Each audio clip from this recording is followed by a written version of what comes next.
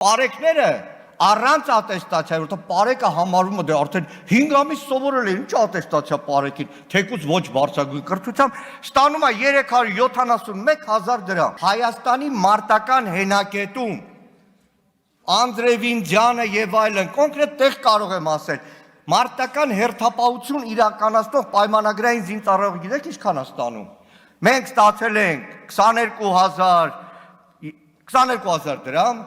պարեկը մոտավորապես ստացել է 11,000 դրամ մի օրվա համար։